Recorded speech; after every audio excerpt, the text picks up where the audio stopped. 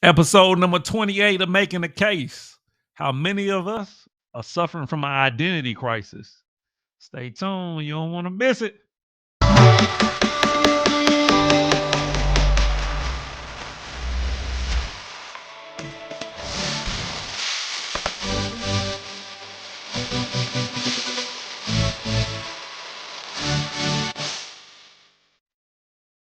Hey, what up, family? Welcome back to another episode of Making a Case. Episode number 28.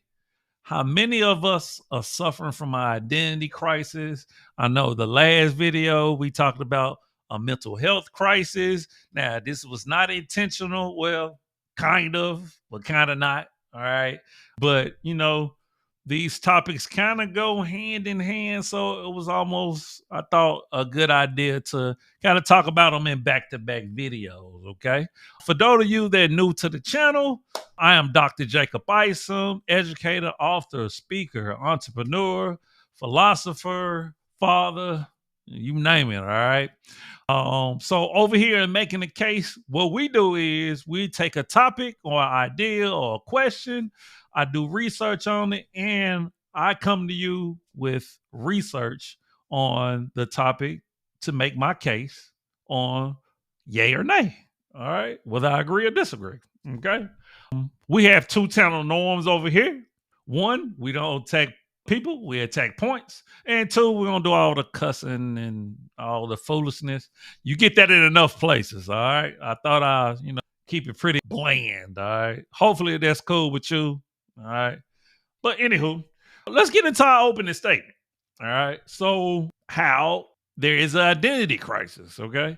Now, let me come at it from this angle or this standpoint. Okay. Because really, once we get into our pieces of evidence, we're gonna come at it from a more psychological, a more educational lens, right? But I want to start out by telling you why I think there is an identity crisis. Okay. So when it comes to people in particular, when we come to different races, particularly African Americans, black and blacks, American Africans, right? We definitely suffer from an identity crisis. All right. A lot of times we don't know how to act or be in different spaces around different groups of people, in particular, different races of people, right? A lot of us will act one way, which we call switching, in front of Caucasians or Europeans, right? Whether they Jews, Irish, or what have you, right? But then we'll act a different way in front of people, all right? So that in itself is kind of an identity crisis because you would think one would be able to be themselves, right? In any situation. See, a lot of us talking about being real, right? Quote unquote being real. But at the end of the day, I'm not saying it's being fake, code switching, or acting different. Because to be honest with you, you should act differently in front of your friends than you do your mom. You should act differently in front of your wife or husband than you do your teacher or anyone else, right? So we have different roles and we act differently. We use different vernacular and things of that nature when it comes to different people. Now, that's not an identity crisis. That is not what I'm addressing here today. What I mean is identity crisis when we're questioning who we are, not only to ourselves, but to each other. Okay. When we literally don't know who we are, we're questioning it. Sometimes we're this person, sometimes we that. And I'm not talking about like severe mental health disorders like multiple personality and things of that nature. No, I'm talking about us as human beings that have a confusion with our racial identity, with our gender identity, with our political identity, right? Our relational identity. So there's a lot of different identities that we have to balance or juggle on a day to day basis, right? And sometimes these identities can be in conflict with one another. Okay. So, like I started out, I do believe that black people in general definitely suffer from an identity crisis. Okay. Now, do other groups of people and other races of people do? Absolutely. Right. But the reason why I pinpoint African American, black people, American Africans. Now, I keep saying that is because that one of the issues is that we have different identities even within the group. That's why I'm bringing this up, right? We all identify with different groups. I mentioned before, we got Hebrew Israelites. We get the 5%ers. We get the Muslims. We got Christians, right? We get those who believe in African spirituality, right? So those subgroups, we're dealing with identity issues, right? Some of us believe, I mentioned before, that we're Indians, right? This is why it's hard for us to come together and unite as one. This is why we're always hoodwinked, bamboozled, led astray. Okay. So, but like I mentioned, this video is kind of going to come at it from the psychological standpoint, and we can still address what I'm talking about right now, but we're going to get in more of the minutia. I love that word. I don't get to use it often. Of what is an identity crisis? Okay. What are the signs that you're going through an identity crisis? And kind of what you can do to kind of overcome it. All right. So that's what this video is going to address, as well as some of the other things I just mentioned. Okay. So without further ado, we're going to get into our first piece of evidence. All right. So let's get into our first piece of evidence, right? How we're suffering from an identity crisis, or many of us are, right? So the first thing I want to do is I want to define what our identity crisis is, right? I want us to operate from the same viewpoint, okay? Because I think many a times we're having conversations online or just in general, and a lot of times we're not on the same page of what a word mean, a phrase is, or a viewpoint or something like that. So I want us to be on all one accord, right? Of what our identity crisis is. Okay. So I pulled up a great definition from a platform called Medical News Today. Of course, it's dealing from the scientific realm. And it's titled, "What is an Identity Crisis?" Okay. So we're gonna read and we're gonna define it before we move on, so that we all on the same page. All right. So let's get it. All right. An identity crisis is a phase many people go through when they question or reassess who they are. Okay. So, in a very general, generic term, that is what an identity crisis is. If you're questioning who you are, you're suffering from an identity crisis, right? So, it don't have to be anything major. If you're questioning yourself, you could be going through an identity crisis. A search for identity is common during the teenage years, but people may also reassess their lives after a major life event, such as retirement, right? So we can go through several different stages of identity crisis. Psychoanalyst and psychologist Eric Erickson developed the concept of the identity crisis to characterize the experimentation and identity development phase that people experience during their teen years. The period of identity crisis happened during the fifth stage of Erickson stages of development. During the crisis, a person experiments with different roles and identity. At the end of this stage of development, a person either resolves the crisis and has a firm identity, or has identity confusion. In Erickson theory, an identity crisis is a normal, predictable part of healthy development. So that's one thing that I want you to understand, right? Like, having identity crisis is normal. It's nothing that's abnormal, right? We all go through questioning ourselves, figuring out who we are, right? Now, some of us stay more so in a state of confusion, identity confusion, while others kind of work through things and figure it out, right? Many of us, or there is kind of, the word on the street is that a lot of people don't have a purpose, right? Which can be considered an identity crisis. If you don't know why you're here or what you're doing it for, right? So a lot of times kids give us our purpose. So particularly women, right? A lot of times you hear, well, my kids are my everything, and I do it for my kids, and this, that, and the third, right? So a lot of time we attach our identity to our children, which a lot of people do, right? But when the children grow up and get out the household, a lot of time people struggle with their identity because they have been a mother, they've been a father for so long, and now when that child doesn't need them, they struggle with figuring out who they are. That's also an identity crisis, right? And I think we might touch on that a little bit more. The concept has since become popular, and many people now use it to describe any phase in which a person questions themselves. For example, people may say that a midlife crisis is an identity crisis, that they are having an identity crisis if they cannot decide on a career, or may report identity crisis after graduate college and another major life change. This is to say the term now has two distinct meanings, and in popular use, it has changed considerably from its original meaning. But I do agree that that actually is an identity crisis, right? Like when you get into old age and you retire, now you got to figure out who you are. When you graduate college, right? When you're a young teen and now you're going to college, right? So it's different stages, different phases, right? Let's see. According to Ayres, 8 stages of development, an identity crisis happens as a part of normal development. Each of Erickson's 8 stages features a conflict between two opposing values.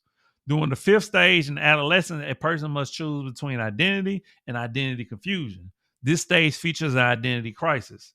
During an identity crisis, a person tries on different identities and ways of being. They may question their family's value and cultural norms and begin developing their own system of values and unique personalities separate from their family. The term has evolved with time. In its popular use, people use it to refer to any time a person's identity shifts or they question their identity. For example, cultural or occupation changes might spur a professional identity crisis. Now, one thing I would say is I remember when I went through an identity crisis, and I had several, just like most people would have or do have, where I started questioning things religiously, right? I was 18, 19 years old. And I had always have questions, right? But as I got older, I started studying more. I started researching. I started getting knowledge and information, right? I was going through an identity crisis because all the thing I've been told as a young man that I was just hearing without doing any research and partly believing because I'm just one of them inquisitive kids, I always been, right?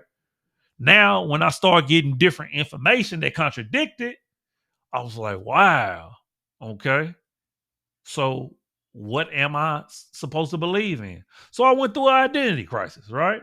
And I imagine a lot of people out there probably went through a similar situation, right? There's many things that make us question who we are in ourselves. And in particular, a lot of times it's information or it's moving to the next step, right? Getting older, where you know you have to mature and be responsible, particularly when it comes to raising kids, right? The importance of identity. A sense of identity helps people interact with the world around them. Consistent identity may reduce confusion and anxiety, guide a person's choices, and nurture meaningful self-esteem. Erickson argued that identity certainly helps a person reject incongruent self-evaluation. For example, a person with a strong sense of identity may be better equipped to ignore or reject bullying. Identity confusion or uncertainty may lead to mental health issues such as depression and anxiety. So that's another thing that kind of piggybacks off the last video, right?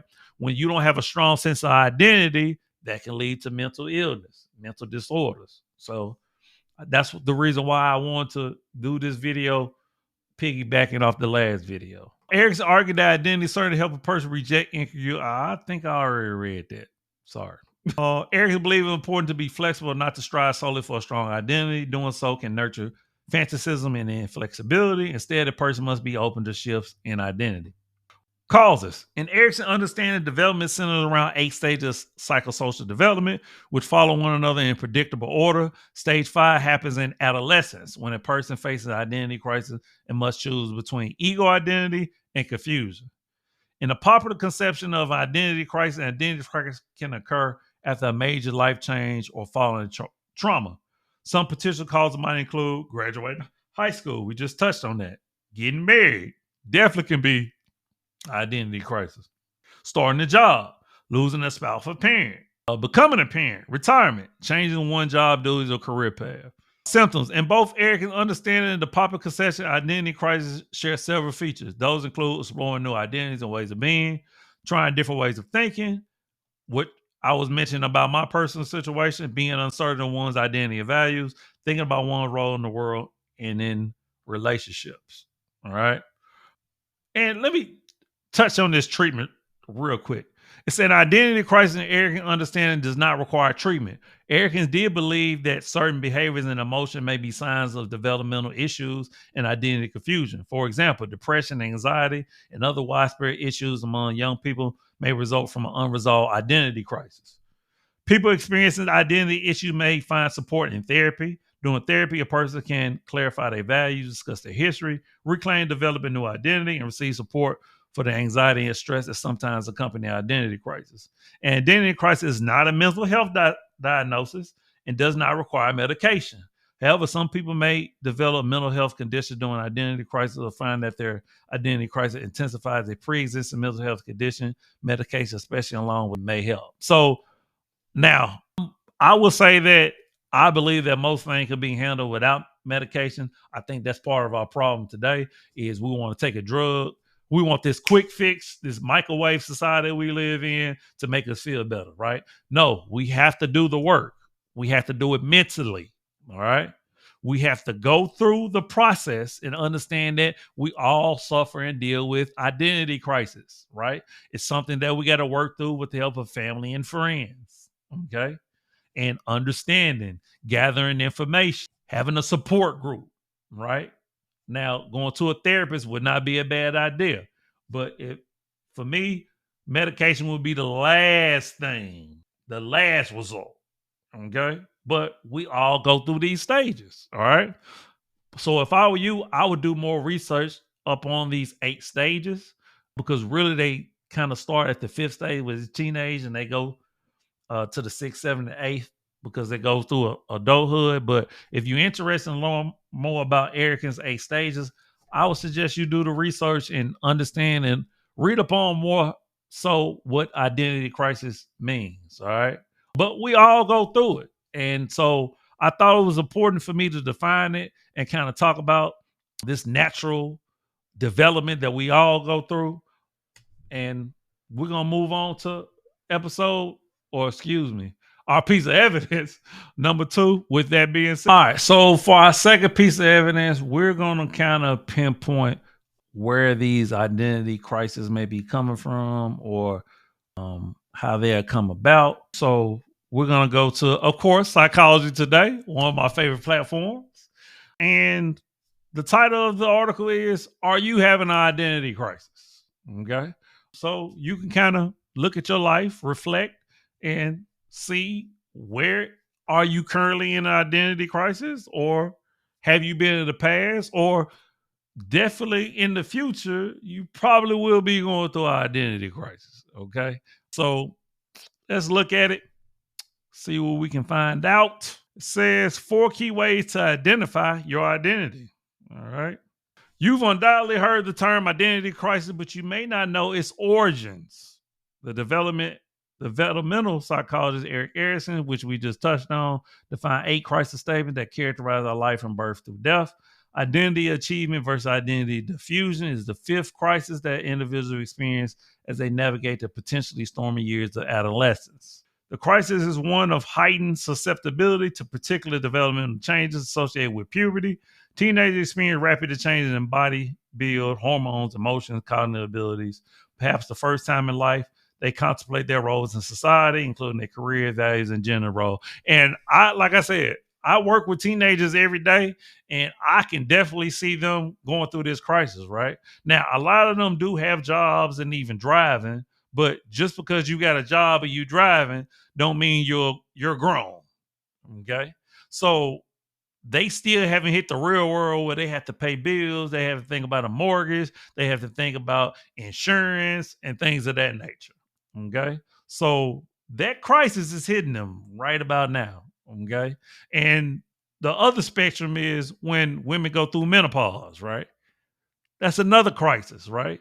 Or when men finally figure out that, you know what, they the old dude in the club, right? Identity crisis, okay? So it's so many different layers and stages to going through an identity crisis, right?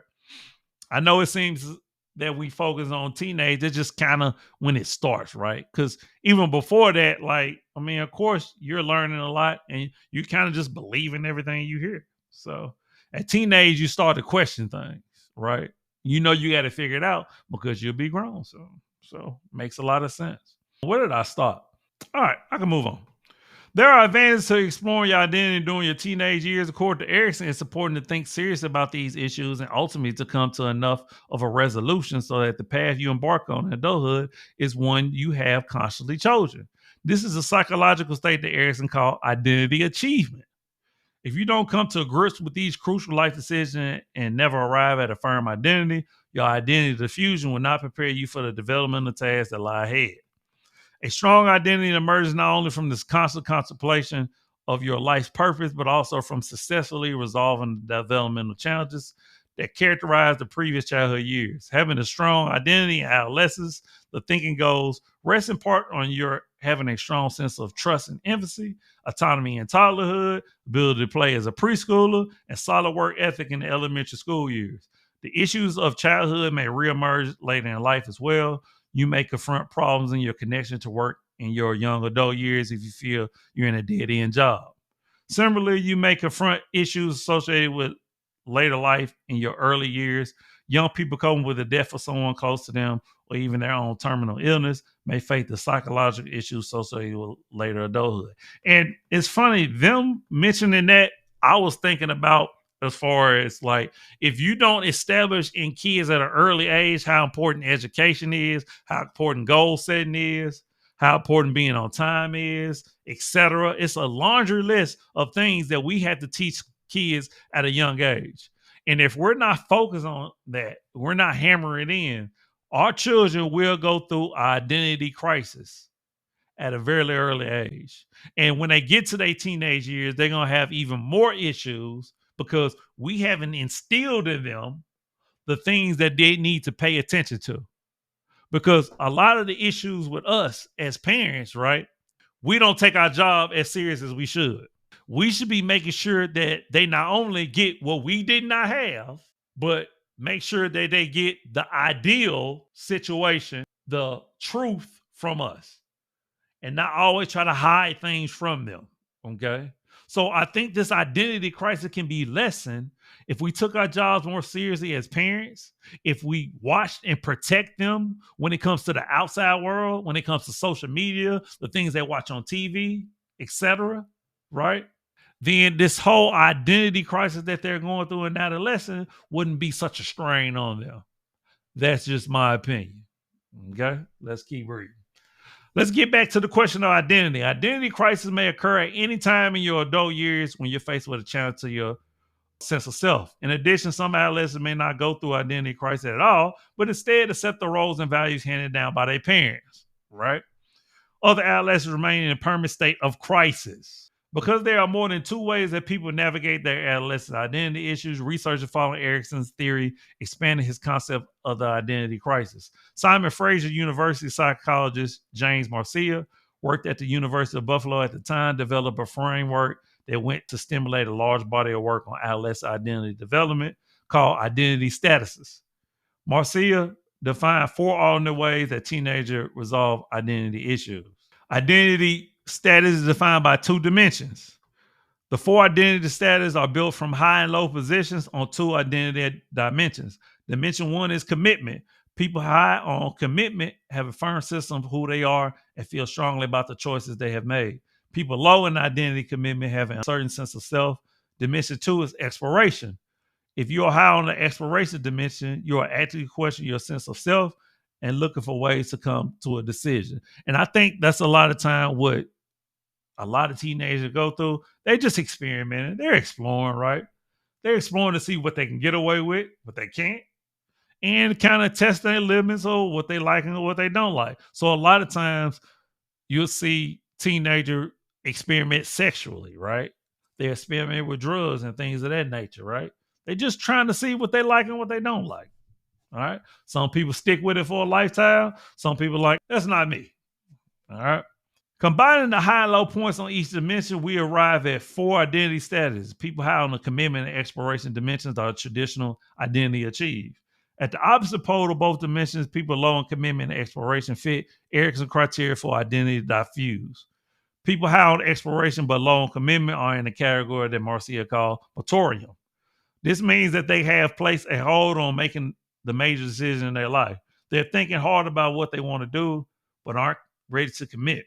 The final category applies to people who are low on exploration and high on commitment. In other words, they have a firm sense of self, but they never went through a serious process of questioning their commitments. Marcia called these foreclosed. In other words, they have closed off any serious contemplation of what they really want out of life. The most favorable status for people to have in terms of adjustment is identity achieved. People who are in the moratorium category, at least during adolescence, would be most likely to fit the classic image of the rebellious teen. Me. The identity diffused can also experience difficulty because they tend to float and may be led astray into high risk behaviors. The foreclosed group is perhaps the most interesting, however. Their commitments most likely coincided closely with the expectations their parents had for them. These are the teens most likely to enter the family business or profession and follow the values that fit closely with those of their parents. The problem for them is that without an extra period of exploring their own commitments, they may find themselves in midlife to regret those decisions that did not match their true inner needs. And you definitely see that a lot. And this is just a quiz, and so I'm not gonna worry about it.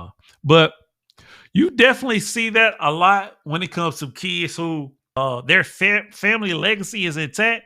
Like, their family got a business, they got a reputation, their family are known to be doctors, be lawyers, right?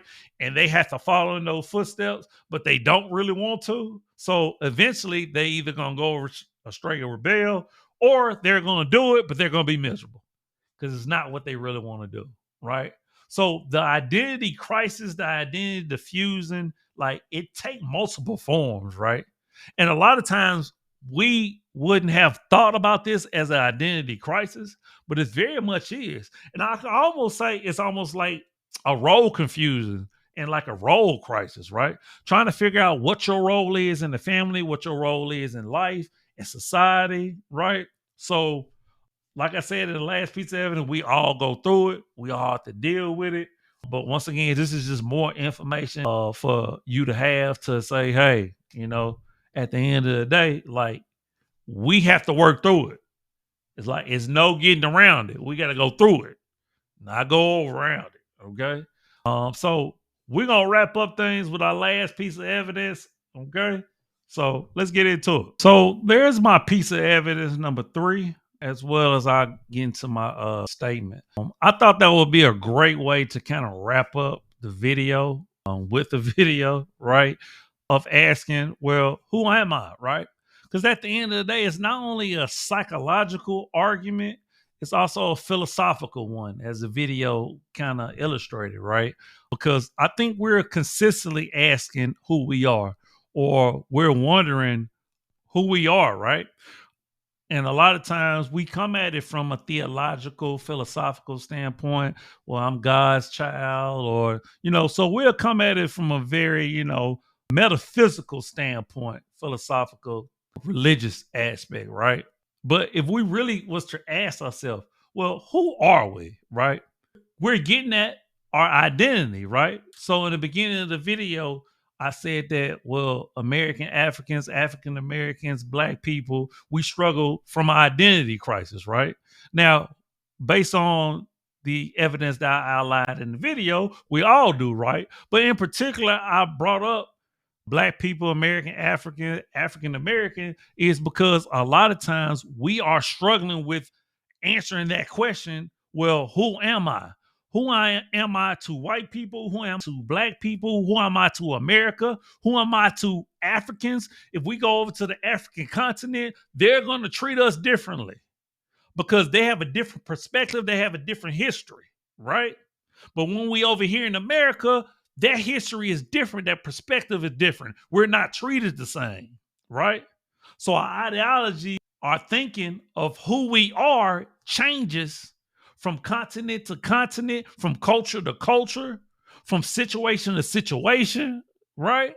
So we all deal with identity crisis. It's just that the African American, African, Black experience is nuanced, right? So we have to deal with it from a different angle, as long as just from a normal developmental standpoint, right?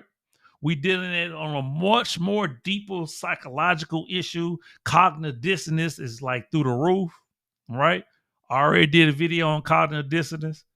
So that identity crisis is a real phenomenon, right? It's a real thing.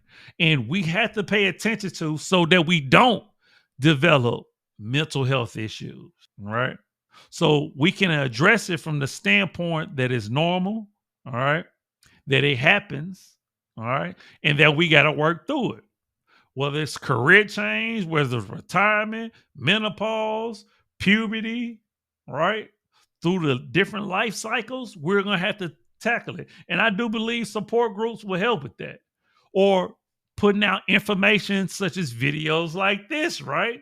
That are tackling issues. Because let's be real, everybody is not tackling issues like this. More than likely, it would be a psychologist or a doctor. But that's why you have this channel. All right. And that's a great way to end it. All right. So please, man, share the video, man. People need to hear this information. For real. They need to hear this information. Okay. Share the video, like the video, comment. Let's get our subscribers, man, so we can go live. I'm trying to go live, people. All right. I'm trying to bring people on. So after I present the evidence, we can talk about it, man. We can get into some discussion. So, but we got to get them subscribers up. All right. All right, man. Hey, as always, you or me, love always, love eternal. Remember, the worst thing you can do is lie to yourself. Of course, go cop the book, the merch, look, my phone dropping and all that stuff. But you already know what it is. Links going to be in the description, man. Hey, I appreciate you. Love you. All right. Don't do anything I wouldn't do. All right. And I think we made that case, baby. All right. Hey, deuce.